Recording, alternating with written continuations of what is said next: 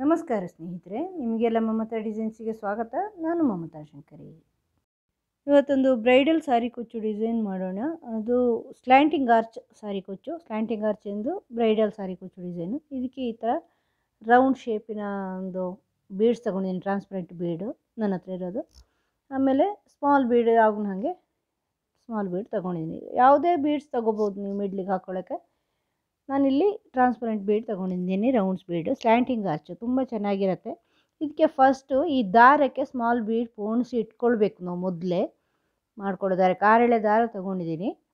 ಇದಕ್ಕೆ ಪೋಣಿಸಿ ಇಟ್ಕೊಳ್ತಿದ್ದೀನಿ. ಬೇರೆ ಬೇರೆ ರೀತಿ ಪೋಣಿಸ್ತಾರೆ ದಾರಕ್ಕೆ. ನಾನು ಈ ರೀತಿ ಪೋಣಿಸ್ತೀನಿ. ಈ ಥರ ಸೀರೆ ನಾವು ಆರ್ಚ್ಗಳಲ್ಲಿ ಪೋಣಿಸ್ತೀವಲ್ವ, ದಾರ ಸೇರಿಸ್ಕೊಳ್ತೀವಿ ದಾರಕ್ಕೆ, ಆ ಥರ ದಾರನ ರೌಂಡ್ ಮಾಡಿಬಿಟ್ಟು ಬೀಡ್ಸನ್ನು ಕ್ರೋಶೆ ಹುಕ್ಕಿಂದ ಸೇರಿಸ್ಕೊಳ್ತಾ ಇದ್ದೀನಿ. ನಾವು ಹಿಂಗೆ ಆರ್ಚಲ್ಲಿ ದಾರ ತಗೊಂಡು ದಾರ ಮೇಲೆ ತೆಗೆದು ಹಾಕ್ತೀವಲ್ವ, ಅದೇ ಥರ ಈ ಥರ ರೌಂಡ್ ಮಾಡ್ಕೊಳ್ಳಿ ದಾರನ. ಆಮೇಲೆ ಅದನ್ನು ಕ್ರೋಶೆ ಹುಕ್ಕಲ್ಲಿ ಹಿಡ್ಕೊಂಡು ಬೀಡ್ಸನ್ನು ಅದಕ್ಕೆ ಹಾಕ್ಕೊಂಡ್ರೆ ಆಯಿತು, ಸುಲಭದಲ್ಲಿ ಆಗುತ್ತೆ.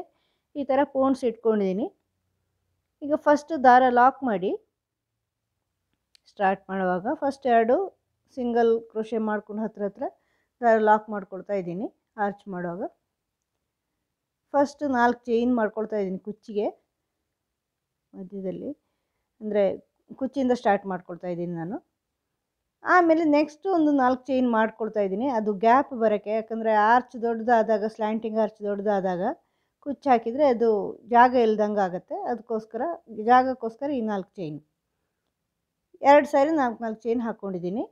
ಆಮೇಲೆ ಈ ರೌಂಡ್ ಬೀಡ್ಸ್ ತೊಗೊಂಡಿದ್ದೀನಿ. ಫಸ್ಟ್ 4 ಚೈನು ಅದು ಕುಚ್ಚಿಗೆ, ಎರಡನೇದು ಜಾಗ ಬರೋಕ್ಕೆ. ಅಂದರೆ ಅಲ್ಲಿ ಕುಚ್ಚು ಅದು ಮಧ್ಯದಲ್ಲಿ ಸಿಕ್ಕಾಕೊಂಡಂಗೆ ಅದು ಚೆನ್ನಾಗಿರಲ್ಲ, ಶೇಪ್ ಚೆನ್ನಾಗಿ ಬರಲ್ಲ. ಅದಕ್ಕೆ ಬೀಡ್ಸು ಅಳತೆ ನೋಡಿಕೊಂಡು ಬೀಡ್ ಲಾಕ್ ಮಾಡಿಬಿಟ್ಟು ಬಟ್ಟೆಗೆ ಲಾಕ್ ಮಾಡಿ ಅಳತೆ ಮಾಡಿಕೊಂಡು, ಈಗ ಬೀಡ್ ಸುತ್ತಲೂ ಎಷ್ಟು ಚೈನ್ ಬರುತ್ತೆ ಅಂತ ನೋಡ್ಕೊಳ್ಳಿ. ಇಲ್ಲಿ 6 ಚೈನ್ ಬಂದಿದೆ. ಬ್ಯಾಕ್ ಸೈಡಿಂದ ಬಂದು ಬೀಡನ್ನ ಆ ಪಕ್ಕದ ಸಿಂಗಲ್ ಕ್ರೋಶೆ ಇದೆಯಲ್ವಾ, ಇಲ್ಲಿ ಲಾಕ್ ಮಾಡ್ಕೊಳ್ಳೋಣ. ಈ ಥರ ಲಾಕ್ ಮಾಡ್ಕೊಳ್ತಾ ಇದ್ದೀನಿ. ನೋಡಿ ಈ ಥರ ಬರುತ್ತೆ. ಬೀಡನ್ನ ಮೇಲೆ ಬರಬೇಕು, ಎಷ್ಟು ಬರುತ್ತೆ ಅಂತ ನೋಡಿಕೊಂಡು ಮತ್ತು 2 ಚೈನ್ ಹಾಕಿ ಫ್ರಂಟ್ ಸೈಡಿಗೆ ಬನ್ನಿ. ಈಗ ಆ ಬೀಡ್ನ ಮೇಲಿರೋ 6 ಚೈನಲ್ಲಿ ಡಬಲ್ ಕ್ರೋಶೆ ಮಾಡ್ಕೊಳ್ಳಿ ಫುಲ್ಲು. ಈ ಥರ 2 ಆಯಿತಾ, 2 ಚೈನು, 1 ಡಬಲ್ ಕ್ರೋಶೆ, 3,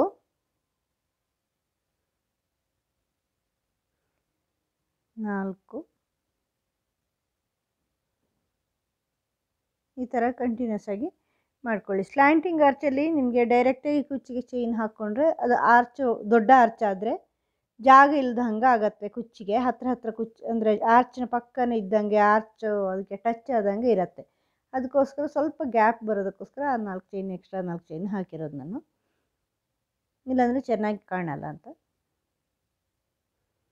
ಈ ಥರ ಬರುತ್ತೆ. 13 ಡಬಲ್ ಕ್ರೋಶೆ ಹಾಕ್ಕೊಂಡಿದ್ದೀನಿ ನಾನು ಇಲ್ಲಿ. 6 ಚೈನಲ್ಲಿ 13 ಡಬಲ್ ಕ್ರೋಶೆ ಹಾಕ್ಕೊಂಡಿದ್ದೀನಿ.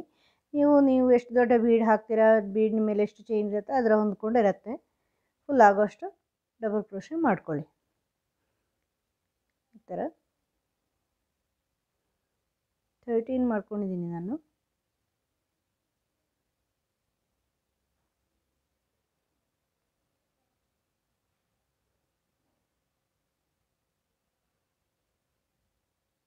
ನೋಡಿ ಈ ಥರ ಫುಲ್ಲು ಡಬಲ್ ಕ್ರೋಶೆ ಮಾಡ್ಕೊಳ್ಳಿ ಫಸ್ಟು. ಇದು ಸಾಮಾನ್ಯವಾಗಿ ನಾವೆಲ್ಲ ಸ್ಲ್ಯಾಂಟಿಂಗ್ ಆರ್ಚಲ್ಲಿ ಮಾಡೋಂಥದ್ದು. ನೀವು ರೆಗ್ಯುಲರಾಗಿ ನನ್ನ ವೀಡಿಯೋಗಳು ನೋಡಿದರೆ ಗೊತ್ತಾಗ್ಬೋದು, ನಾನು ತುಂಬ ಸ್ಲ್ಯಾಂಟಿಂಗ್ ಆರ್ಚ್ ಮಾಡಿದ್ದೀನಿ, ಮೊದಲೇ ನಿಮಗೆ ಗೊತ್ತಿದೆ ನನ್ನ ಚಾನಲಲ್ಲಿ.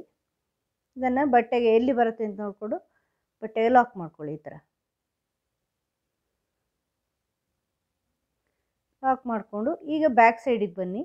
ಬ್ಯಾಕ್ ಸೈಡಲ್ಲಿ ಫಸ್ಟ್ ಆ ಡಬಲ್ ಕ್ರೋಶೆಯ ಫಸ್ಟ್ ಡಬಲ್ ಕ್ರೋಶೆಯಲ್ಲಿ ಈ ಕಡೆಯಿಂದ ಒಂದು ಸಿಂಗಲ್ ಕ್ರೋಶೆ ಮಾಡ್ಕೊಳ್ಳಿ.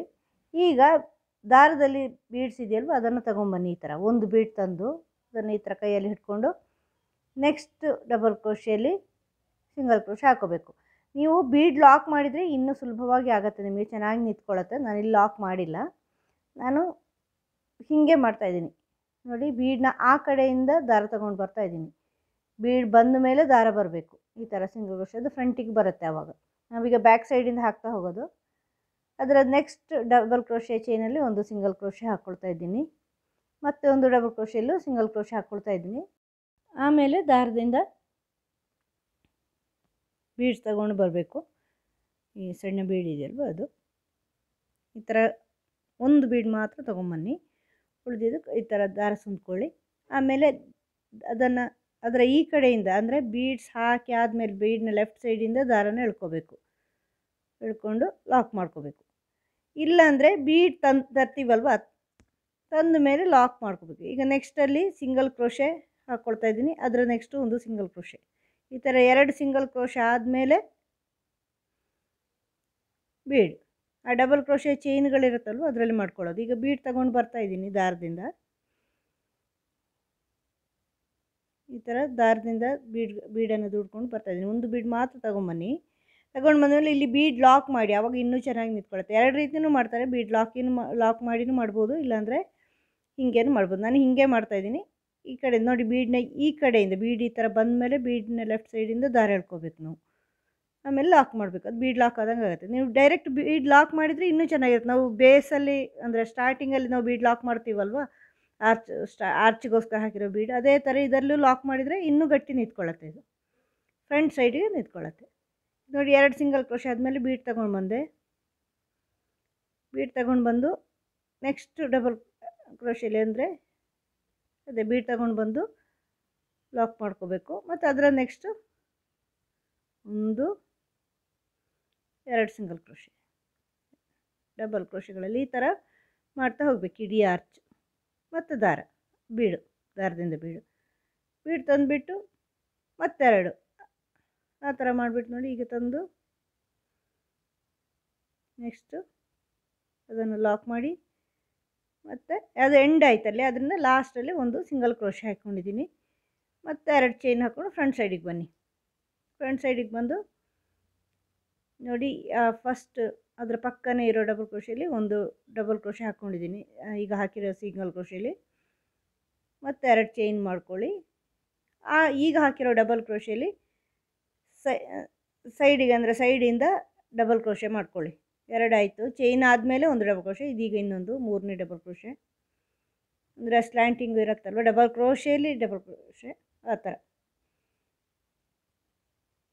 ಈಗ ಮತ್ತೆ ದಾರದಿಂದ ಬೀಡ್ ತಗೊಂಡು ಬರ್ತಿದ್ದೀನಿ, ಈಗ ಮೇಲಿನ ಆರ್ಚಿಗೋಸ್ಕರ. ಈಗ ನೋಡಿ, ಈಗ ದಾರ ತಂದು ಫ್ರಂಟ್ ಸೈಡಿಗೆ ತರಬೇಕು ಬೀಡು. ಈಗ ಇದುವರೆಗೆ ನಾವು ಬ್ಯಾಕ್ ಸೈಡಿಂದ ಹಾಕಿದ್ದು ಅದು ಫ್ರಂಟಿಗೆ ಬಂದಿದೆ ಬೇಸ್ ಆರ್ಚಲ್ಲಿ. ಇದೀಗ ಡಬಲ್ ಕ್ರೋಶೆ ಹಾಕಿಬಿಟ್ಟು 2 ನೋಡಿ ಈ ಥರ ದಾರ ತಗೊಂಬಂದು ಡಬಲ್ ಕ್ರೋಶೆ ಮಾಡ್ಕೊಳ್ಳಿ. ದಾರನ ಫ್ರಂಟ್ ಸೈಡಿಗೆ ತನ್ನಿ, ಆಮೇಲೆ ಡಬಲ್ ಕ್ರೋಶೆ ಕಂಪ್ಲೀಟ್ ಮಾಡ್ಕೊಳ್ಳಿ. ಈಗ ಫ್ರಂಟ್ ಸೈಡಿಗೆ ಬಂತು ಬೀಡು, ಮತ್ತು ಡಬಲ್ ಕ್ರೋಶೆ 3 ಹಾಕ್ಕೋಬೇಕು. ಬೀಡಾದಮೇಲೆ 3 ಡಬಲ್ ಕ್ರೋಶೆ, 1 ಇದು ಸ್ಲ್ಯಾಂಟಿಂಗ್ ಡಬಲ್ ಕ್ರೋಶೆ, ಅಂದರೆ ಡಬಲ್ ಕ್ರೋಶೆ ಹಾಕಿಬಿಟ್ಟು ಆ ಡಬಲ್ ಕ್ರೋಶೆ ಡಬಲ್ ಕ್ರೋಶೆ. ಈಗ ನೋಡಿ, ಮತ್ತೆ ನೆಕ್ಸ್ಟ್ 2 ಬೀಡ್ಗಳ ಮಧ್ಯೆ ಒಂದು ಡಬಲ್ ಕ್ರೋಶೆ, ಮುಂದಿನ 2 ಬೀಡ್ಗಳ ಮಧ್ಯೆ ಒಂದಿರತ್ತಲ್ವ ಚೈನು, ಅದಕ್ಕೆ ಸಿಂಗಲ್ ಕ್ರೋಶೆ ಹಾಕ್ಕೊಂಡು ಬಂದಿರೋ ಬ್ಯಾಕ್ ಸೈಡಿಂದ. ಈಗ 2 ಚೈನ್ ಮಾಡಿಕೊಂಡು ಆ ಡಬಲ್ ಕ್ರೋಶೆಯಲ್ಲಿ ಡಬಲ್ ಕ್ರೋಶೆ ಮಾಡ್ಕೋಬೇಕು ನೀವು, ಬೀಡ್ಗಳ ಮಧ್ಯೆ ಹಾಕಿರೋ ಡಬಲ್ ಕ್ರೋಶೆಯಲ್ಲಿ. ಒಟ್ಟು 3 ಡಬಲ್ ಕ್ರೋಶೆ ಆದಮೇಲೆ ಬೀಡ್ ತಗೊಂಡು ಬರ್ತಾಯಿದ್ದೀನಿ.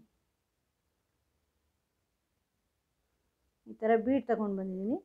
ಮತ್ತು ದಾರ ತಗೊಂಡು ಆ ಡಬಲ್ ಕ್ರೋಶೆಯಲ್ಲಿ ಡಬಲ್ ಕ್ರೋಶೆ ಮಾಡ್ಕೊಳ್ಳಿ. ಬೀಡ್ ಫ್ರಂಟ್ ಸೈಡ್ ಇರ್ತೇನೆ ದಾರ ತಂದ ಮೇಲೆ, ಮತ್ತೆ ಕಂಪ್ಲೀಟ್ ಮಾಡ್ಕೊಳ್ಳಿ ಡಬಲ್ ಕ್ರೋಶೆ, ಮತ್ತೆ ಡಬಲ್ ಕ್ರೋಶೆ. ಈ ಥರ ಮಾಡ್ತಾ ಹೋಗಬೇಕು. 3 ಡಬಲ್ ಕ್ರೋಶೆ ಮಾಡ್ತಾಯಿದ್ದೀನಿ ಬೀಡಾದಮೇಲೆ. ಈ ಥರದ್ದು ನಾನು ಇದರ ಮೊದಲೇನೂ ಮಾಡಿದ್ದೀನಿ. ನನ್ನ ಚಾನಲ್ ನೀವು ರೆಗ್ಯುಲರಾಗಿ ಅಬ್ಸರ್ವ್ ಮಾಡಿದರೆ ಗೊತ್ತಾಗುತ್ತೆ, ಸ್ವಲ್ಪ ಬೇರೆ ಇದೆ ಮಾಡಿದ್ದೀನಿ. ಈ ಥರ ಇಷ್ಟು ಗ್ರ್ಯಾಂಡ್ ಬ್ರೈಡಲ್ ಸಾರಿ ಕುಚ್ಚು ಮಾಡಿರಲಿಲ್ಲ ಸ್ಲ್ಯಾಂಟಿಂಗ್ ಆರ್ಚಲ್ಲಿ. ಆದರೆ ಈ ಸ್ಟಿಚ್ಗಳು ಇದರಿಂದ ಮೊದಲೇ ಮಾಡಿದ್ದೀನಿ. ನೆಕ್ಸ್ಟ್ 2 ಬೀಡ್ಗಳ ಮಧ್ಯೆ ಇರುವ ಸಿಂಗಲ್ ಕ್ರೋಶೆಯಲ್ಲಿ ಡಬಲ್ ಕ್ರೋಶೆ ಈ ಥರ ಬರುತ್ತೆ ನೋಡಿ, ಪೆಟಲ್ಸ್ ಥರ ಬರುತ್ತೆ, ಫ್ಲವರ್ ಪೆಟಲ್ಸ್ ಥರ. ಮತ್ತು 2 ಚೈನ್ ಮಾಡ್ಕೊಳ್ಳಿ, ಅದೊಂದು ಡಬಲ್ ಕ್ರೋಶೆ ಈಕ್ವಲ್ಲು. ಮತ್ತು ಈಗ ಹಾಕಿರೋ ಡಬಲ್ ಕ್ರೋಶೆಯನ್ನು ಬೇಸ್ ಮಾಡಿಕೊಂಡು ಡಬಲ್ ಕ್ರೋಶೆ ಮಾಡ್ಕೋಬೇಕು ನೀವು. ಅದರಲ್ಲಿ 2 ಆಯಿತು, 3 ಆಯಿತು. ಈಗ ಬೀಡ್ ತಗೊಂಬಂದು ಡಬಲ್ ಕ್ರೋಶೆ ಥರ ದಾರ ತಗೊಂಬಂದಿನಿ. ಡಬಲ್ ಕ್ರೋಶೆಗೆ ಫಸ್ಟು ಈ ಥರ ದಾರ ಇಟ್ಕೊಂಡು 3 ಲೂಪ್ ಇರುತ್ತೆ ಕ್ರೋಶೆ ಹುಕ್ಕಲ್ಲಿ. ಬೀಡ್ಸ್ ಫ್ರಂಟ್ ಸೈಡ್ ಇರ್ತೇನೆ, ಅದು ಬ್ಯಾಕ್ ಸೈಡಲ್ಲಿರುತ್ತೆ, ಕೈಯಲ್ಲಿ ದೂಡ್ಕೊಂಡು. ಮತ್ತು ಆ ಡಬಲ್ ಕ್ರೋಶೆನ ಕಂಪ್ಲೀಟ್ ಮಾಡ್ಕೊಳ್ಳಿ, 2 1 2 1. ಮತ್ತು 3 ಡಬಲ್ ಕ್ರೋಶೆ ಎಕ್ಸ್ಟ್ರಾ ಮಾಡ್ಕೊಳ್ಳಿ. ಬೀಡ್ ಹಾಕಿದ ಮೇಲೆ 3 ಡಬಲ್ ಕ್ರೋಶೆ ಈ ಥರ ಎಲ್ಲ ಪೆಟಲ್ಗಳನ್ನು ಮಾಡ್ಕೋಬೇಕು. ಈಗ ಎಂಡಿಗೆ ಬಂದಿದ್ದೀನಿ ನಾನು. ಎಂಡಲ್ಲಿ ಲಾಸ್ಟ್ ಬೀಡ್ ಆದಮೇಲೆ ಒಂದು ಸಿಂಗಲ್ ಕ್ರೋಶೆ ಇದೆ, ಟೈಟ್ ಇದೆ, ಅದು ಸ್ವಲ್ಪ ನೋಡ್ಕೊಂಡು ಮಾಡ್ಕೊಳ್ಳಿ. ಅಲ್ಲಿ ಒಂದು ಡಬಲ್ ಕ್ರೋಶೆ,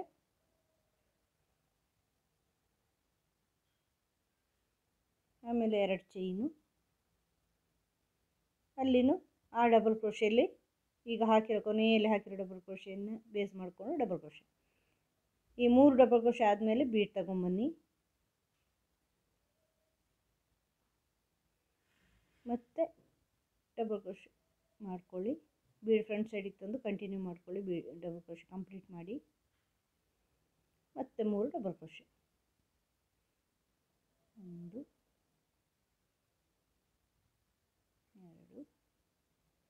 3. ಇದನ್ನು ಬಟ್ಟೆಗೆ ಸೇರಿಸ್ಕೊಳ್ಳಿ. ಅಳತೆ ನೋಡಿಕೊಂಡು ಎಲ್ಲಿಗೆ ಬರುತ್ತೆ ಅಂತ ನೋಡಿಕೊಂಡು ಅಲ್ಲಿಗೆ ಸೇರಿಸ್ಕೋಬೇಕು. ಈ ಥರ ನೋಡಿ, ಈ ಥರ ಬರುತ್ತೆ ಆರ್ಚ್. ತುಂಬಾ ಚೆನ್ನಾಗಿ ಬರುತ್ತೆ ಸ್ನೇಹಿತರೆ. ಒಂಥರ ಬಟರ್ಫ್ಲೈ ವಿಂಗಿನ ಥರ ಕಾಣುತ್ತೆ. ನಾವು ಇದಕ್ಕೆ ಬಟರ್ಫ್ಲೈ ವಿಂಗ್ ಅಂತಲೂ ಹೇಳ್ಕೊಬೋದು. ಬಟರ್ಫ್ಲೈಯ ರೆಕ್ಕೆ ಥರ ಇರುತ್ತೆ. 2 ಚೈನು,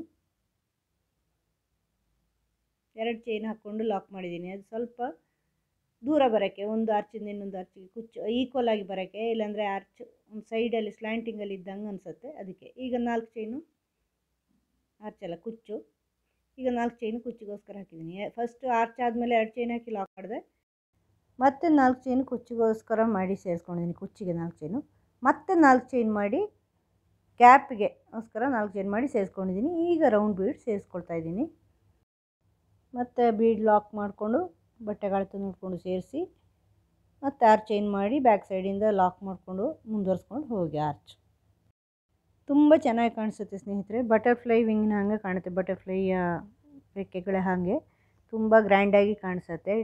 ಬೀಡ್ಸ್ 2 ಲೈನ್ ಬೀಡ್ಸ್ ಹಾಕಿರೋದ್ರಿಂದ ಗ್ರ್ಯಾಂಡ್ ಬ್ರೈಡಲ್ ಸಾರಿ ಕುಚ್ಚು ಡಿಸೈನ್ ಇದು. ಬ್ರೈಡಲ್ ಸಾರಿಗಳಿಗೆ ಮಾಡ್ಕೋಬೋದು, ಗ್ರ್ಯಾಂಡ್ ಜರಿ ಸಾರಿಗಳಿಗೆಲ್ಲ ಮಾಡ್ಕೋಬೋದು. ನಾನು 120 ಎಳೆ ದಾರ ತಗೊಂಡು ಕುಚ್ಚು ಹಾಕ್ಕೊಂಡಿದ್ದೀನಿ. ನೀವು ಬೇಕು ಅಂದರೆ ದಪ್ಪ ಬೇಕು ಅಂದರೆ ಇನ್ನೂ ಜಾಸ್ತಿ ಮಾಡ್ಕೋಬೋದು. ಹೆಚ್ಚು ಉದ್ದ ಮಾಡ್ಕೊಂಡಿಲ್ಲ ನಾನು. ಆರ್ಚ್ವರೆಗೂ ಆರ್ಚ್ ಎಷ್ಟು ಉದ್ದ ಇದೆಯೋ ಅಷ್ಟೇ ಉದ್ದ ಕುಚ್ಚು ಹಾಕ್ಕೊಂಡಿದ್ದೀನಿ. ಅದು ತುಂಬ ಚೆನ್ನಾಗಿ ಕಾಣುತ್ತೆ. ಹೆಚ್ಚು ಉದ್ದ ಕುಚ್ಚು ಚೆನ್ನಾಗಿ ಕಾಣಲ್ಲ ನೋಡಿ. ಆ 4 ಚೈನು ಮತ್ತು 2 ಚೈನ್ ಗ್ಯಾಪ್ ಕೊಟ್ಟಿರೋದ್ರಿಂದ ಮಿಡ್ಲಲ್ಲಿ ಬಂದಿದೆ ಕುಚ್ಚು. ಇಲ್ಲಾಂದರೆ ಮಿಡ್ಲಲ್ಲಿ ಬರಲ್ಲ, ಒಂದು ಸೈಡಿಗೆ ಬರುತ್ತೆ ಕುಚ್ಚು. ಅದು ಸ್ಲ್ಯಾಂಟಿಂಗ್ ಆರ್ಚ್ ಆಗಿರೋದ್ರಿಂದ ಅದು ಒಂಥರ ಸೈಡಲ್ಲಿ ಇದ್ದಂಗೆ ಕಾಣಿಸುತ್ತೆ ಬರೀ 1-4 ಚೈನ್ ಹಾಕ್ಕೊಂಡ್ರೆ. ಅದಕ್ಕೆ ಆ ಕುಚ್ಚಿನ ಆ ಕಡೆ ಈ ಕಡೆ, ಒಂದು ಕಡೆ 2 ಇನ್ನೊಂದು ಕಡೆ 4 ಚೈನು ಗ್ಯಾಪ್ ಕೊಟ್ಟಿರೋದು. ತುಂಬ ಚೆನ್ನಾಗಿ ಕಾಣಿಸುತ್ತೆ ಸ್ನೇಹಿತರೆ. ನೀವು ಮಾಡಿ ನೋಡಿ. ಇದೇ ಥರದ ಸ್ಲ್ಯಾಂಟಿಂಗ್ ಆರ್ಚ್ಗಳು ನನ್ನ ಚಾನಲ್ ಬೇಕಾದಷ್ಟು ಇದೆ, ನೋಡ್ಕೊಳ್ಳಿ. ಮುಂದಿನ ವೀಡಿಯೋದೊಂದಿಗೆ ಭೇಟಿಯಾಗೋಣ. Thank you.